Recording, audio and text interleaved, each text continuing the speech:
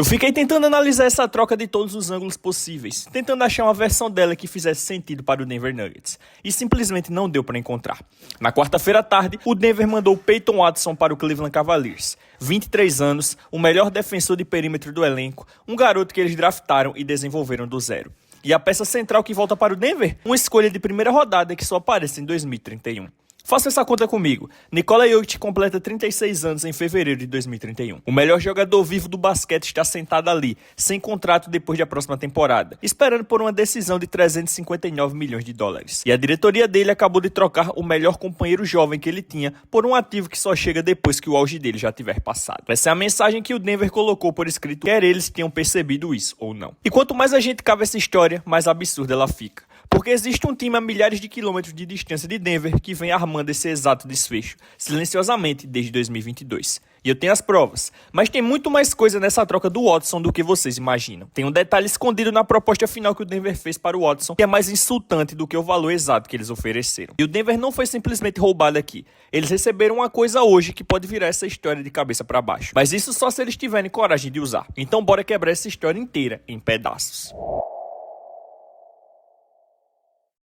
A situação do Denver Nuggets com Nikola Jokic só não tá pior do que a galera que assiste o vídeo e não deixa o like, pô. Cara, deixa o like no vídeo, se inscreve no canal, ativa o sininho, que tamo quase batendo agora a meta de 100k de inscritos. Faltam só 10 mil. Com sua ajuda, a gente pode conseguir até o final do ano, beleza? Já fez tudo isso, podemos voltar pro vídeo. Tamo junto. Só pra deixar todo mundo na mesma página, essa informação veio do Chance da ESPN. É uma troca envolvendo 3 times. Peyton Watson vai para o Cleveland com um contrato novo de 4 anos e 88 milhões de dólares, com opção de jogador e um trade kicker.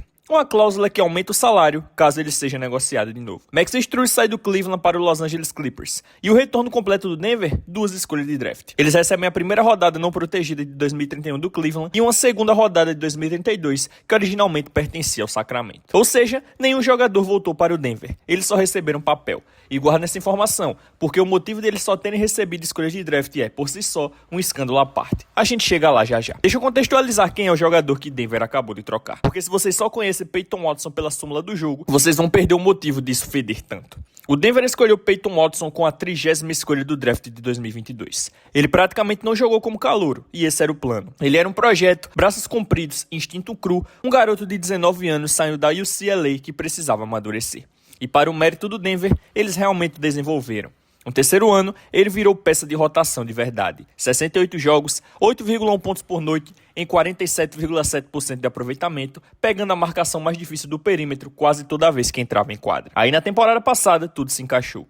Números melhores da carreira em todos os quesitos. 14,6 pontos, 4,9 rebotes e 2,1 assistências em 29,6 minutos por noite. Além de um recorde pessoal de 40 jogos como titular. E o timing dessa explosão é o ponto central de tudo isso. Quando Nikola Jokic hiperestendeu o joelho em dezembro e desfalcou o time por 16 jogos, junto com Aaron Gordon, Christian Braun e Ken Johnson também machucados nesse período, o Denver de alguma forma foi 10 vitórias e 6 derrotas e continuou vivo na disputa pela Conferência Oeste.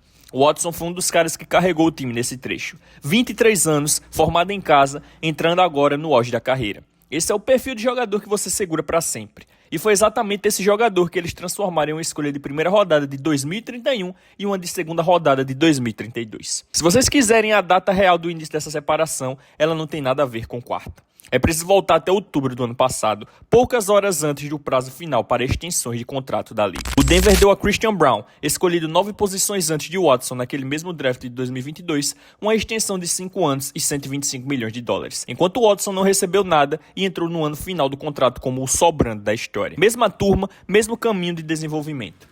Um recebe uma bolada de 9 dígitos e o outro é mandado esperar pela free agency restrita e provar seu valor de novo. Jogadores lembram disso, agentes com certeza lembram disso. E 10 meses depois, chegamos aqui. Isso me leva à proposta. E eu disse lá no começo do vídeo, a parte mais insultante da oferta do Denver não foi o valor final em dólares. Segundo Shen Charania, da ESPN, a última proposta real do Denver foi de 4 anos e 70 milhões de dólares. E a última temporada era uma opção de time. Prestem atenção nessa estrutura. Eles ofereceram menos dinheiro, 17,5 milhões por ano, para um jogador cujo staff queria algo acima de 20 milhões. E além desse desconto, ainda queriam o direito de encerrar o contrato mais cedo, caso ele parasse de ser útil. Todo o risco estava do lado de Peyton Watson na mesa de negociação. Todo o controle estava do lado do Denver. E o staff dele disse não. Então o que o Cleveland acabou de pagar? 4 anos e 88 milhões de dólares. Isso é 4,5 milhões a mais por ano e a estrutura foi completamente invertida. A opção de jogador na última temporada, mais o trade kicker. O Denver queria um desconto com a saída de emergência só para eles. O Cleveland pagou o preço cheio e entregou a saída de emergência para o próprio Watson. O mesmo jogador, apenas 10 meses de diferença. E esse é um insulto. E todo agente da liga está reparando nisso. Preciso reconhecer o mérito de quem fez esse trabalho direito. A Clutch Sports jogou esse jogo com perfeição. Rich Paul, Lucas Newton e Calvin Andrews passaram o verão inteiro administrando o interesse real do Milwaukee Bucks, do Portland Trail Blazers e do Los Angeles Clippers e usaram cada gota disso para conseguir os 88 milhões garantidos em Cleveland. Se a gente der um passo atrás, essa troca é muito maior do que Peyton Watson. A free agency restrita na prática é desenhada para prender jogadores jovens. O seu próprio time detém o direito de igualar qualquer proposta, então ninguém aposta em você. E aí você ou assina a proposta baixa ou aceita a qualifying offer de 1 ano e reza para não se machucar. Um executivo da Conferência Oeste chegou a chamar o caminho da qualifying offer de quase uma sentença de morte. Watson acabou de mostrar para toda a sua turma uma terceira porta. Você pula a proposta baixa, pula a qualifying offer e faz o seu time assinar e trocar você com alguém que vai pagar o seu valor de mercado. Jalen Duren está agora mesmo em Detroit com Shencharanha reportando que o verdadeiro prazo final é o dia da mídia da liga, segurando um qualifying offer de 9,6 milhões de dólares como única moeda de barganha. Benedict Mathurin está no mesmo impasse com o Clippers. Vocês acham que os agentes dele não printaram essa troca e mandaram no minuto em que ela saiu? O Watson acabou de mexer o mercado inteiro da free agency restrita. O que nos leva à versão basquete dessa história. O Denver Nuggets é, teoricamente, um time contender. Por que eles não trouxeram nenhum jogador de volta em troca de Peyton Watson? Essa é a parte que deveria genuinamente irritar vocês se fossem torcedores do Denver Nuggets. Porque a resposta é, eles não podiam. Eu sei que muitos de vocês ficam incomodados quando alguém fala de apron, mas para quem não sabe, o second apron é a linha de gastos mais dura da liga. E uma vez que o time ultrapassa essa linha, o CBA, Acordo Coletivo da NBA, começa a confiscar suas ferramentas. E o Denver é o único time da NBA que está atualmente acima do second apron. Uma das ferramentas que você perde nessa faixa é a capacidade de receber salário de volta em uma troca do tipo Sig and Trade. O Cleveland tinha jogadores de rotação de verdade disponíveis para mandar nessa troca. Max Strus e Dennis Schroeder, os dois. E segundo reportagens do próprio mercado de Denver, o Nuggets não podia, legalmente, absorver nenhum dos dois. Não importava o formato do novo contrato de Watson. Então o retorno era só escolhas de draft, por regra. Prestem atenção nisso. O Denver não teve escolha a não ser receber capital futuro de draft, em vez de ajuda imediata. E esse formato foi travado pelos próprios livros contábeis do Denver antes de qualquer ligação telefônica acontecer. A folha salarial deles tomou essa decisão antes que a diretoria pudesse tomar qualquer decisão. E aqui está a parte mais louca. O Watson nunca chegou a pesar na folha salarial dessa temporada, porque ele passou o verão inteiro sem contrato. Então trocá-lo não tira um único dólar da conta do Denver. Até esse vídeo, eles continuam encarando um imposto de luxo de 68 milhões de dólares, ainda acima do second apron. Só que agora, o jovem defensor que todo esse gasto supostamente estava protegendo, já foi embora. Eles mantiveram a conta, perderam o jogador e de alguma forma esse foi o acordo que a diretoria do Denver assinou na quarta-feira. Agora vamos voltar até junho de 2022, noite do draft. O Denver quer um ala longínquo e cru, saindo de UCLA, chamado Peyton Watson. Só que eles não são donos da 30ª escolha. Sabe quem era? O Oklahoma City Thunder. Então o Denver fecha um acordo e Sam Presti entrega a eles a 30ª escolha, mais 2 futuras segundas rodadas. Foi assim que Peyton Watson virou um Nugget, para começo de conversa. O Denver pagou uma futura primeira rodada para conseguir ele e Presti guardou o recibo. O OKC ainda segura essa escolha do Denver até hoje. Avançando 4 anos para julho desse ano, os livros contábeis do Denver continuam complicados e eles estavam andando na corda bamba, tentando não cair dentro do second apron. E adivinha quem os empurra para dentro da piscina? Do nada, o OKC Thunder solta uma proposta de 2 anos e 12 milhões de dólares para Spencer Jones, agente livre restrito do próprio Denver. Um garoto que não foi draftado, saindo de Stanford, que começou 37 jogos como titular e converteu 39,6 de suas bolas de 3 pontos. É um preço completamente justo por ele. Só que Presti sabia exatamente o que estava fazendo. O multiplicador do imposto de repetição do Denver significava que igualar aquele contrato pequeno de 12 milhões custaria na prática cerca de 36 milhões de dólares reais. E explodiria a conta de imposto deles de aproximadamente 36 milhões para 68 milhões, empurrando-os para dentro do second apron. O Denver igualou mesmo assim, e no segundo em que fizeram isso, a porta da gaiola se fechou atrás deles. Então juntem os pontos. O mesmo executivo que vendeu ao Denver a escolha que virou Peyton Watson, embolsando a futura primeira rodada de 2027 deles como preço, é o mesmo cara que soltou a proposta que empurrou o Denver para cima do apron. A regra exata é que acabou de forçar eles a entregarem o Watson de graça, em troca de apenas escolhas futuras de draft. As digitais de Presti estão nas duas pontas da carreira inteira desse garoto em Denver. Ele vendeu o jogador para eles, guardou o recibo e depois construiu o aperto que tirou o jogador do elenco deles, 4 anos depois. Agora eu consigo provar que Sam Presti desenhou tudo isso, lá em 2022, como se fosse um vilão de filme de espião? Não. E olha, a proposta para Spencer Jones fazia sentido de basquete para o OKC por si só. Mas sinceramente eu acho que Sam Presti é inteligente demais para não entender o que igualar aquela proposta faria com os livros contábeis do Denver. Bem no momento em que o melhor defensor jovem deles precisava de um contrato novo. Vocês não precisam acreditar em um plano mestre de 4 anos para reconhecer um cara que viu o tiro de misericórdia bem ali na sua frente e decidiu puxar o gatilho. O que nos leva provavelmente à parte mais importante desse vídeo inteiro. O que isso significa para Nikola Jokic? O que essa troca comunica para Nikola Jokic? Não tenha dúvida sobre isso. Nikola Jokic é o público-alvo dessa troca, gostem vocês ou não. Olha o que o Cleveland acabou de fazer. Eles terminaram a temporada regular com 52 vitórias e 30 derrotas. Voltaram de 0-2 para vencer o Detroit Pistons em 7 jogos.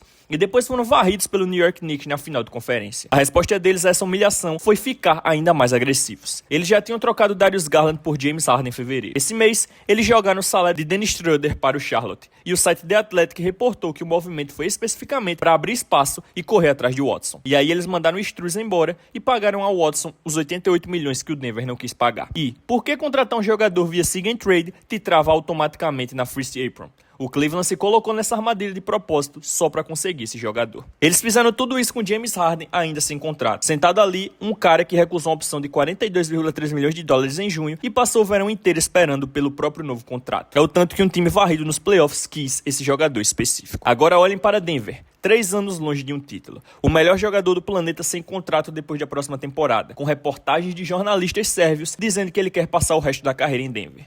E o grande movimento deles em agosto é coletar uma escolha de draft que só aparece em 2031, quando Jokic tiver 36 anos. Uma dessas franquias está se comportando como um contender, com a janela de oportunidade se fechando. A outra está fazendo uma liquidação de patrimônio e chamando isso de gestão de ativos. Se você é Nikola Jokic, você não precisa que ninguém te traduza isso. Um time que foi varrido na final de conferência acabou de pagar um valor premium para um cara que pegava sua marcação defensiva mais difícil todas as noites. A sua própria diretoria transformou esse jogador em um papel datado de depois do seu auge.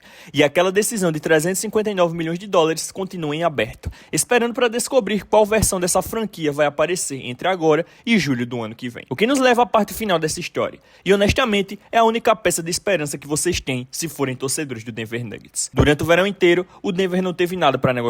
Eles não tinham nenhuma primeira rodada disponível para trocar, só 3 segundas rodadas. Esse era o arsenal inteiro. E é exatamente por isso que um contrato morto como o de Zeke Naji continuou grudado nos livros contábeis deles o ano inteiro. Eles não tinham nenhum incentivo para anexar junto. A partir de hoje, isso mudou. O Denver é dono da primeira rodada não protegida de 2031 do Cleveland. E esse é um bilhete genuinamente valioso, porque ele vence justamente no verão em que Donovan Mitchell estará empurrando os 35 anos e ninguém sabe como vai estar o elenco do Cavs. Pela primeira vez em muito tempo, o Denver tem uma bala de verdade na câmara. Então a pergunta inteira sobre o futuro de Jokic se resume ao que eles decidirem fazer com essa bala. Primeiro caminho, eles combinam essa escolha com algum salário ainda essa temporada e finalmente conseguem ajuda de verdade para Jokic. E a triste trocazinha de hoje vira um primeiro passo de um plano bem maior. O segundo caminho, eles sentam em cima disso, chamam de flexibilidade e voltam com um elenco pior na temporada, tratando isso silenciosamente como uma proteção para o dia em que a era Jokic terminar. A minha aposta pessoal é que tudo o que essa diretoria fez nos últimos 3 verões seguidos aponta para o fato de que eles escolheram os livros contábeis em vez do basquete. Bruce Brown, quem teve o Caldwell Pope,